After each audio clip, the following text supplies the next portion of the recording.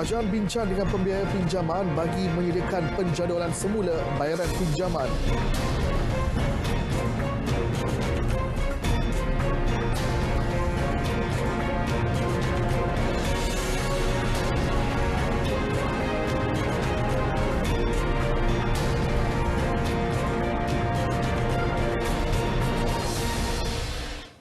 Selamat malam dan salam sejahtera. Anda bersama saya Muhammad Chinasami, Berita Parlimen.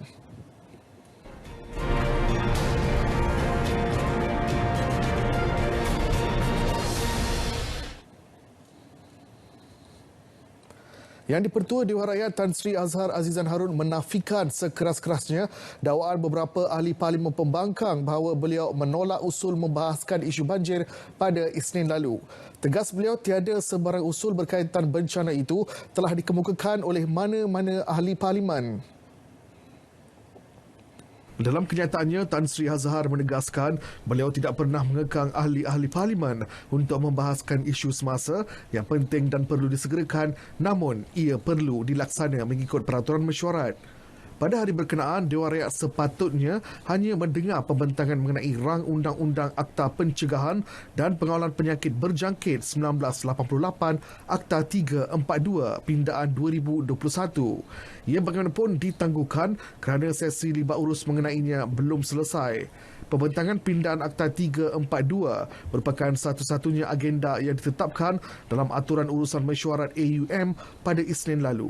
Justru Tan Sri Azhar selaku Speaker Dewan Rakyat tidak mempunyai kuasa untuk membenarkan perbahasan selain daripada pindaan Akta 342.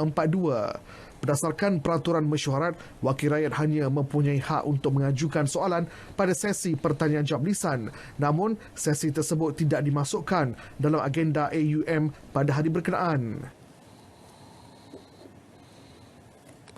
Penggubalan dan pelaksanaan pindaan Akta Langkah-Langkah Sementara bagi mengurangkan kesan penyakit COVID-19 2020, Akta 829 adalah satu pelepasan sementara daripada tanggungjawab perjanjian bagi tempoh yang ditetapkan dan diperkenalkan kerajaan untuk mengurangkan impak perundangan.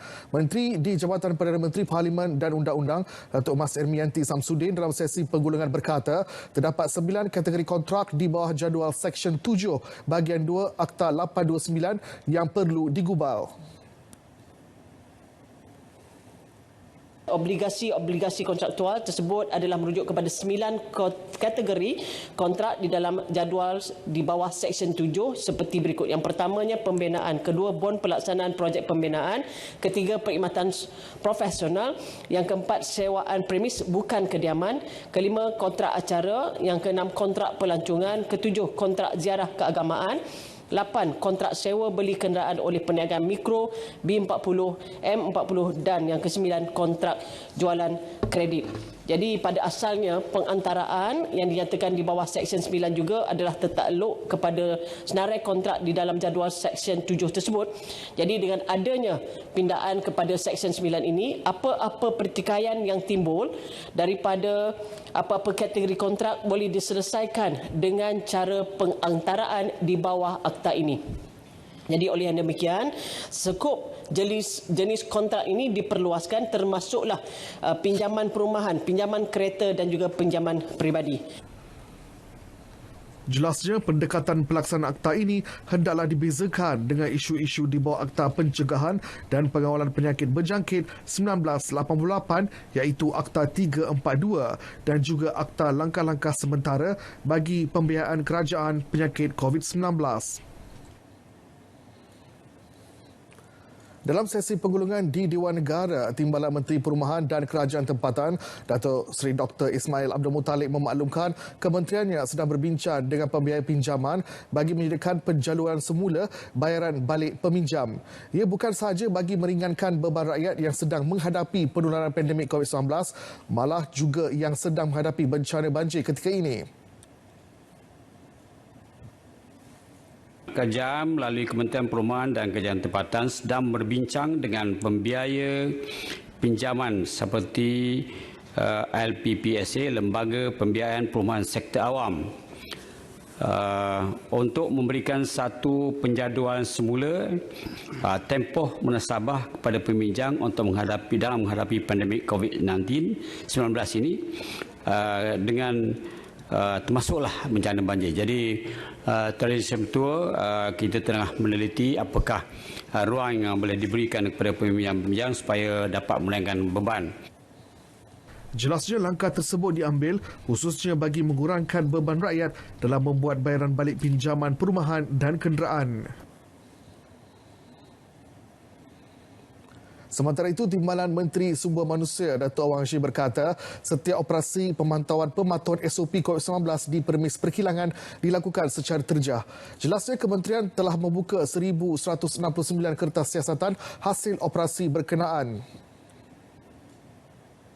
Yang mana operasi terjah ini tidak diketahui. Sampai besok pagi kita kesan mereka tak ada buat persiapan untuk nak melindungi apa-apa dan kita terus memberi kompaun. Daripada operasi yang telah kita buat untuk makluman Yang Berhormat Senator yang membangkitkan perkara ini, 1,169 kertas siasatan telah dibuka. Sebanyak 817 kompaun yang telah kita keluarkan dan 134 pendakwaan telah dibawa ke mahkamah untuk mereka didakwa kerana melanggar peraturan atau dengan izin Standard Operating Procedure yang telah diputuskan oleh MKN di bawah Akta 342. Antara kesalahan direkodkan ialah kegagalan memohon perakuan penginapan dan kegagalan majikan memenuhi standard minimum penginapan. RM1,390 sahaja. Itu jumlah kos yang perlu dibayar rakyat Malaysia untuk memaintenkan produk mereka. Timbalan Menteri Perdagangan Dalam Negeri dan Hal Ehwal Pengguna Datuk Rasul Wahid menyifatkan jumlah itu tidak terlalu tinggi. Menurutnya, orang ramai hanya perlu membayar RM290 untuk fail manakala RM1,100 untuk pemeriksaan paten. Dan untuk makluman, kosnya adalah tertinggi mana, iaitu untuk fail RM290 dan untuk RM1,100 lah untuk pemeriksaan paten. Ya, cuma lebih kurang dalam RM1,390 saja. Jadi dengan bawah RM1,500, suatu produk itu boleh dipatenkan ataupun Beliau berkata demikian semasa menggulung perbahasan rang Undang-Undang Paten Pindaan 2021. Datuk Rasul berkata antara kelebihan paten ialah pemunya paten berhak mengeksploitasi paten mereka sebagaimana aset yang lain, iaitu sama ada menjual atau menyerah hak atau melesenkan hak paten mereka. Sementara itu, Datuk Rasul berkata pengumpulan rang Undang-Undang Petunjuk Geografi 2021 adalah penting bagi perlindungan harta intelek. Petunjuk geografi ini adalah merupakan perlindungan harta intelek yang berkait dengan hak cipta dan paten tadi. Sama lebih kurang kepada produk petunjuk geografi yang merujuk kepada reputasi dan kualiti ataupun muka bumi suatu kawasan dari mana produk tersebut dikeluarkan ataupun dilahirkan. Contohnya diberi di sini sebagai Sabahti dari Tang Sarawak, Keropok Losong, banyak lagi lah produk-produk. Cuma untuk makluman Dewan Yang Mulia ini, setakat ini hanya 91 produk saja daripada lokal yang telah didaftarkan di bawah GI ini dan sebanyak 13 daripada luar negara. Lebih 68,000 kes harta pusaka tertunggak direkodkan sehingga Oktober tahun ini dan masih menunggu giliran diselesaikan. Timbalan Menteri Tenaga dan Sumber Asli Datuk Ali Biju berkata ia berpunca daripada penerimaan kes masa yang tinggi dan keadaan pandemik yang melanda negara. Menurutnya, antara penyelesaian diambil bagi mengatasi tunggakan kes itu ialah pelantikan pentadbir sementara, penggunaan penilai swasta dan sebagainya. Bagi mengatasi isu tunggakan kes yang tinggi sebelum berkuat kuasa pindaan Akta 98 yang telah diluluskan, Kementerian komited untuk menubuhkan jawatan kuasa khas bagi pengambilan pegawai secara kontrak bagi setiap negeri agar isu semasa rakyat ini dapat diselesaikan. Beliau berkata Jabatan Ketua Pengarah Tanah dan Galian Persekutuan JKPTG hanya mempunyai 69 pegawai pembahagian pusaka yang perlu mendengar dan menyelesaikan pusaka kecil seluruh negara. Secara logiknya, bilangan pegawai ini berbanding bebanan kerja sedia ada adalah tidak berpadanan sehingga berlaku kes tunggakan yang tinggi. Sehingga kini terdapat RM58 bilion harta pusaka telah diselesaikan mengikut statistik penyelesaian pembahagian pusaka bagi 2017 hingga 2020.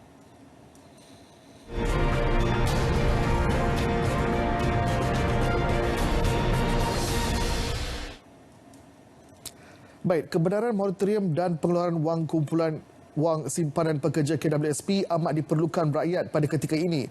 Ahli Dewan Negara Datuk Razali Idris menegaskan ia lebih-lebih lagi pada ketika rakyat masih menghadapi cabaran situasi COVID-19 dan juga banjir yang sedang melanda negara. Jadi saya pohon sebahagian daripada tabung di bawah rang undang-undang ini boleh dijadikan sebagai pengganti kepada pengeluaran wang KWSP. Rakyat mengharapkan sangat apatah lagi mereka yang terjejas akibat banjir yang melanda di negara kita pada kali ini. Saya juga hendak cadangkan supaya kerajaan menyumbangkan lagi moratorium kepada rakyat. Ini perkara yang sangat diperlukan kepada rakyat kita sekarang. Rakyat masih bertukar lumus. Saya tegaskan supaya kerajaan mendengar. Ini bukan perkara yang perlu difikirkan kerana pengeluaran wang seperti KWSP dan moratorium sangat membantu sebenarnya. Tambahnya, dengan kelulusan rang undang-undang, langkah-langkah sementara bagi mengurangkan kesan penyakit coronavirus 2019, COVID-19 pindaan 2021 boleh mewujudkan lebih banyak ruang dan peluang kepada proses pemulihan individu dan syarikat yang terkesan, terutamanya berkaitan aspek ekonomi dalam tempoh penularan pandemik COVID-19. Masih ada peniaga yang mempunyai jenama sendiri keliru dengan syarat paten. Perkara itu didedahkan Senator Datuk Razali Idris semasa membahaskan rang undang-undang paten pindaan 2021 di Dewan Negara hari ini. Menurutnya, ia berlaku bagi pelesenan tidak eksklusif yang mana pemilik paten bebas melesenkan paten kepada beberapa syarikat pengeluar tanpa had bilangan. Terkeliru kerana apakah jenama mereka hanya sekadar boleh dijual kepada pemborong tertentu sahaja, atau mungkin jenama mereka boleh dijual secara terbuka tanpa ada birokrasi dari segi undang-undang. Berikutan itu, katanya, ramai pihak tertentu cuba menagih keuntungan atas angin dengan mengeksploitasi jenama tempatan yang laris dan akhirnya merugikan peniaga yang tulen. Beliau berkata jika terdapat keperluan kecemasan membabitkan kepentingan umum khususnya berkaitan keselamatan negara, pemakanan atau kesihatan, kerajaan diharapkan boleh tanpa kebenaran pemilik paten mengeksploitasi paten berkenaan. Peka dengan kewujudan laman-laman web menayangkan filem baharu yang belum ditayangkan di pawagam tempatan. Demikian permintaan Senator Dato' A. Keswadas terhadap Kementerian Perdagangan Dalam Negeri dan Hal Ehwal Pengguna KPDN HEP. Beliau berkata kewujudan laman web tersebut boleh menjejaskan operasi perniagaan pawagam di negara ini yang baru sahaja bernafas semula selepas tempoh Perintah Kawalan Pergerakan PKP. Mengambil iktibar daripada peristiwa tersebar salinan filem KL Gangster yang kedua, sebelum tayangan rasmi pawagam yang berlaku 8 tahun dahulu, saya ingin menggesa pihak KPDN HEP agar dapat bekerjasama dengan SKMM dalam mengenakan tindakan undang-undang yang tegas terhadap operator-operator laman web tersebut. Beliau berkata demikian semasa membahaskan rang undang-undang Hak Cipta Pindaan 2021. Katanya KPDN HEP seharusnya menjadi kubu pertahanan yang mampu melindungi sektor pawagam tanah air.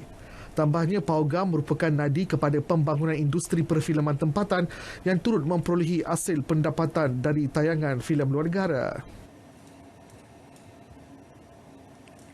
Masalah harta pusaka bukan lagi perkara kecil di negara ini kerana nilai harta pusaka tidak dituntut dianggarkan kira-kira 10 bilion ringgit setahun. Ahli Dewan Negara Senator Datuk Husin Awang berkata masalah itu sudah membarah dan mungkin menjadi lebih parah jika tiada sebarang tindakan dilakukan sama ada oleh kerajaan dan waris. Katanya, Jabatan Ketua Pengarah Tanah dan Galian JKPTG sudah melakukan beberapa usaha untuk memberi kesedaran kepada masyarakat mengenai kepentingan urusan harta pusaka. Adakah pihak kementerian merasakan bahawa usaha tersebut sudah mencukupi dalam memberikan kesedaran sebaiknya kepada masyarakat, terutama kepada generasi muda? Apakah rancangan jangka masa sederhana dan jangka masa panjang pihak kementerian untuk terus mendidik masyarakat berkenaan perkara ini? Beliau berkata demikian ketika membahaskan rang Undang-Undang Harta Pusaka Kecil Pembahagian Pindaan 2021. Menurutnya, bagi tempoh 2007 hingga 2020, sebanyak 580 bilion ringgit harta pusaka berjaya diselesaikan yang bersamaan 34 bilion ringgit setahun. Kerajaan dicadang mengadakan sesi libat urus secara menyeluruh dan lengkap dengan kerajaan negeri dalam pindaan rang Undang-Undang Harta Pusaka Kecil. Ahli Dewan Negara Senator Muhammad Appendi Mohamad berkata, beliau percaya pindaan itu lebih besar kepada peranan yang dimainkan oleh kerajaan negeri. Jadi saya bimbang, kita bentangkan di sini, tetapi penglibatan sebenarnya nanti adalah pegawai-pegawai takbir negeri. Sebab itu kita berucap terima kasih walaupun macam mana atas usaha kerajaan ini untuk cuba mempercepatkan proses-proses penyelesaian pesaka ini. Memandangkan rakyat-rakyat di bawah, khususnya rakyat-rakyat miskin. Banyak kes-kes mereka yang tidak dapat diselesaikan. Sehingga kan bapa meninggal, anak meninggal, cucu meninggal pun kes ini belum dapat diselesaikan. Selain itu, Muhammad Appendi berkata, rang undang-undang itu berdepan kesukaran untuk mendapatkan pegawai pembahagian pusaka yang jumlahnya agak terhad selain kesukaran melibatkan pegawai dari Jabatan Agama. Beliau berkata demikian semasa membahaskan rang Undang-Undang Harta Pusaka Kecil Pembahagian Pindaan 2021.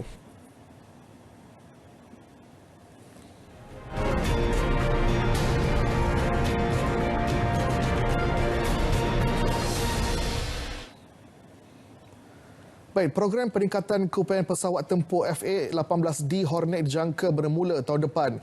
Langkah itu dilaksanakan bagi memastikan aset udara itu kekal relevan untuk melaksanakan operasi. Timbalan Menteri Pertahanan Datuk Seri Ikmal Isham Abdul Aziz berkata, permohonan peruntukan bagi melaksana program berkenaan telah dibuat kepada Kementerian Kewangan tahun ini. Di samping itu, pesawat tempur Sukhoi Su-30 MKM kini juga sedang melalui program peningkatan keupayaan ataupun servis life extension dengan izin. Bagi rancangan pemodenan pesawat latihan TUDM untuk tahun 2022 yang terdiri daripada pesawat latihan sayap Kaku jenis PC-7 dan pesawat latihan helikopter jenis EC-120 pula, saya ingin jelaskan pada masa ini tiada perancangan pemodenan bagi kedua-dua jenis pesawat berkenaan kerana ianya masih relevan bagi tujuan latihan. Pesawat-pesawat latihan sedia ada ini akan terus diguna pakai seperti yang digariskan dalam Pelan Pembangunan Keupayaan TUDM iaitu CAP 55. Bagi meningkatkan keupayaan sistem radar pertahanan udara pula, pelan perolehan bagi sistem radar pertahanan udara jarak jauh akan dilaksana secara berperingkat bermula tahun ini hingga 2025. Ia selari penerima pesawat Light Combat baharu dan 3 pesawat tanpa pemandu mulai 2024. Penjelasan itu bagi menjawab pertanyaan Senator Datuk Zaidi Suhaili. Sementara itu, Malaysia sedang berbincang dengan Kuwait untuk mendapatkan 33 pesawat tempur jenis FA-18CD milik tentera udara negara itu. Langkah itu bagi meningkatkan tahap kesiapsiagaan dan keupayaan TUDM untuk menjaga ruang angkasa negara. Ia selari maklumat dalam Pelan Strategik TUDM CAP 55 Fasa 1. Perolehan yang dirancang ini, Tan Sri, adalah berbentuk lock, stock and barrel. Macam mana, Tan Sri? Nak cakap bahasa Malaysia macam mana, Tan Sri? Lock, stock and barrel. Kesemuanya. Kesemuanya. Okey. Sebanyak 33 buah pesawat FA-18C dan D milik tentera udara Kuwait yang masih dalam keadaan baik serta mempunyai waktu jam operasi yang rendah berbanding pesawat Hornet TBM yang sedia ada. Kerajaan Kuwait dijangka melucut tauliah pesawat tempur FA-18CD selepas menerima dan mengoperasikan pesawat terbaru FA-18EF yang lebih moden. Kini aset udara itu dalam proses penghantaran oleh syarikat Boeing dari Amerika Syarikat. Skim insurans kesihatan sukarela yang pernah dirancang sejak 2016 tidak dilancarkan berikutan pertukaran polisi kerajaan semasa dan keputusan Menteri Kewangan pada 15 Ogos 2018. Bagaimanapun, usaha ke arah mempertingkatkan kesihatan rakyat dan kelestarian sistem kesihatan tetap diteruskan. Jelas timbalan Menteri Kesihatan Dato' Aaron Agudagang, pihak kementerian juga berharap syarikat insurans dan takaful dapat menyediakan skim pelindungan kepada masyarakat. Industri insurans kesihatan dan takaful swasta di Malaysia adalah dikawal selia oleh Bank Negara Malaysia, di mana Bank Negara Malaysia turut berperanan mengadakan usaha komunikasi dan pendidikan bagi meningkatkan kesedaran dan pemahaman mengenai pelindungan insurans dan takaful dalam kalangan rakyat Malaysia. Namun begitu, KKM berharap agar syarikat insurans dan takaful di Malaysia dapat menyediakan produk yang lebih mampu milik serta memberikan pelindungan yang lebih komprehensif kepada setiap lapisan masyarakat. Beliau menjawab pertanyaan Senator Datuk Dr. Nguyen Juling. Dasar Satu Murid Satu Sekolah 1M1S merupakan inisiatif untuk meningkatkan penyertaan murid dalam bidang tersebut bermula di peringkat sekolah rendah. Ia membolehkan bakat dan potensi murid dikenal pasti. Bakat dan potensi murid dalam bidang sukan dikenal pasti. Bakat murid akan dipupuk dan digilap melalui pelaksanaan 6 aktiviti utama.